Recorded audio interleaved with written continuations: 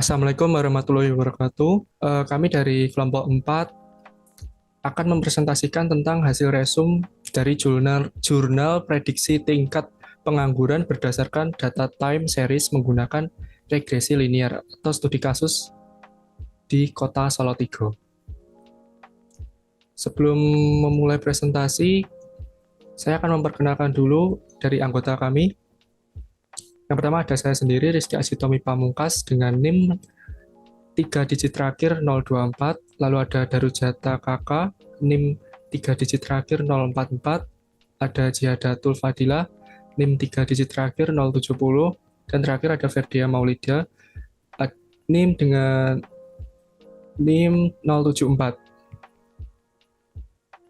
Berikut tampilannya dari Jurnal Ekonomi dan Manajemen Teknologi yang berjudul Prediksi Tingkat Pengangguran Berdasarkan Data Time Series Menggunakan Regresi Linear, Studi Kasus di Kota Salatiga.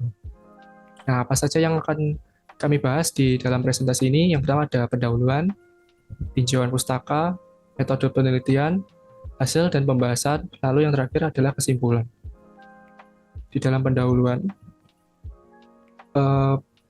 kemiskinan merupakan keadaan di saat ketidakmampuan untuk memenuhi kebutuhan dasar seperti sandang, pangan, papan. Khususnya di Kota Salatiga, tingkat kemiskinan bisa dibilang masih cukup tinggi. Pada tahun 2019, angka kemiskinan di Kota Salatiga mencapai 4,76%, tahun 2020 naik menjadi 4,94%, dan tahun 2021 naik lagi menjadi 5,14%. Kenaikan angka kemiskinan ini tak lepas dari kondisi masa pandemi COVID-19.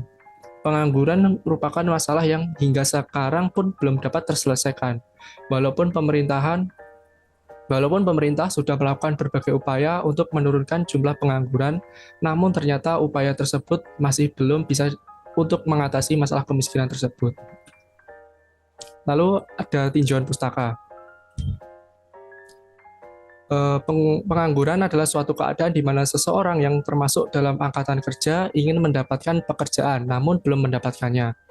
Kemiskinan merupakan permasalahan yang multidimensi dan kompleks. Ada beberapa faktor penyebab kemiskinan di Indonesia, yaitu tingkat pengangguran yang tinggi, tingkat upah yang masih cukup rendah, serta IPM yang masih kurang tinggi. Pengangguran merupakan masalah ekonomi yang paling berat dan secara langsung mempengaruhi kehidupan manusia. Cara menanggulangi masalah kemiskinan ini harus dilakukan secara menyeluruh. Artinya menyangkut seluruh penyebab kemiskinan itu sendiri. Lalu slide selanjutnya akan dilanjutkan oleh teman saya tentang metode penelitian. Nah, pada gambar di samping merupakan wilayah penelitian yang berada di Kota Salatiga. Kota Salatiga ialah salah satu kota yang terletak di Jawa Tengah. Kota Salatiga berbatasan dengan wilayah Kabupaten Semarang. Dan pada saat ini, Kota Salatiga memiliki sebanyak 4 kecamatan dan 23 kelurahan. Kemudian, metode penelitian yang digunakan pada bahasan kali ini adalah yang pertama studi literatur, kemudian pengambilan data, selanjutnya prediksi dengan regresi, kemudian implementasi, lalu hasil pembahasan, dan selanjutnya kesimpulan. Jenis penelitian yang diterapkan merupakan jenis penelitian kuantitatif yang menekankan pada data numerik. Data yang digunakan menggunakan data time series. Jenis data yang digunakan adalah data sekunder, data yang diperoleh dari sumber yang sudah tersedia sebelumnya. Next. Nah, tabel 1 adalah data tahun, jumlah penduduk, dan jumlah pengangguran. Kemudian, regresi linear merupakan salah satu metode statistik yang berfungsi untuk menguji seberapa jauh hubungan variabel penyebab terhadap variabel akibat. Yang dimulai dengan menentukan variabel X adalah time periode, Y adalah jumlah penduduk, Y2 adalah jumlah pengangguran. Kemudian menghitung nilai B dan A menggunakan rumus sebagai berikut. Selanjutnya menghitung nilai Y dengan Y sama dengan A plus BX. Kemudian memperkirakan hasil prediksi dan selesai. Next. Kemudian hasil dan pembahasan akan dilanjutkan oleh teman saya. Hasil dan pembahasan menjelaskan bagaimana cara memprediksi jumlah penduduk dan jumlah pengangguran menggunakan data time series tahun 2017 hingga tahun 2021 dengan regresi linear terlihat pada tabel 1 pada slide sebelumnya. Model persamaan regresi linear sendiri terdapat pada persamaan 1, persamaan 2, dan persamaan 3, di mana persamaan 1 yaitu Y sama dengan A plus BX, kemudian persamaan 2 yaitu B sama dengan N dalam kurung sigma XY dikurangi dalam kurung sigma X dikali dalam kurung sigma Y, kemudian dibagi N dalam kurung sigma X kuadrat dikurangi dalam kurung sigma X pangkat 2. Kemudian persamaan 3 yaitu A sama dengan sigma Y dikurangi B kali sigma X per N, di mana Y sebagai variabel akibat, X sebagai variabel penyebab, A sebagai konstanta, B sebagai koefisien regresi besaran respon yang ditimbulkan oleh prediktor, kemudian N yaitu jumlah data, sigma Y sebagai jumlah data Y, sigma XY sebagai jumlah data XY. Tabel di bawah ini merupakan data prediksi jumlah penduduk di mana jumlah data sebanyak 9, kemudian variabel X sebanyak 45, variabel Y sebanyak 1.288.351, variabel XY sebanyak 6.454.224, kemudian variabel X pangkat 2 yaitu sebanyak 285.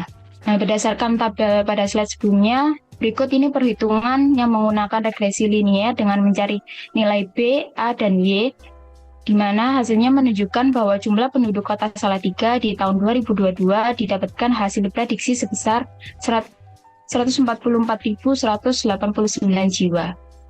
Baik, selanjutnya dilanjutkan oleh rekan saya. Selanjutnya, di bawah ini merupakan data prediksi jumlah pengangguran pada tabel 3. Di sini variabel X ada 45, variabel Y ada 4.05.716, kemudian variabel XY ada 22.1.781, variabel X kuadrat ada 285. Berdasarkan tabel pada slide sebelumnya, berikut perhitungan menggunakan regresi linear dengan mencari nilai B, A, dan Y. Hasilnya menunjukkan bahwa jumlah pengangguran kota Salatiga di tahun 2022 didapatkan hasil prediksi sebesar 4.513 jiwa. Di bawah ini merupakan data prediksi jumlah penduduk dan pengangguran per tahunnya. Pada tahun 2017, jumlah penduduknya ada 1.004.963 dengan jumlah penganggurannya adalah 5.533. Kemudian pada tahun 2018 terdapat 1.041.963 dan jumlah penganggurannya ada 5.357. Pada tahun 2018 yang kedua, yaitu ada 1.043.531 dengan jumlah pengangguran yaitu 5.409. Pada tahun 2019 ada 1.043.416 dengan jumlah pengangguran 5.087. Pada tahun 2019 1.043.957 dengan jumlah pengangguran 5.132.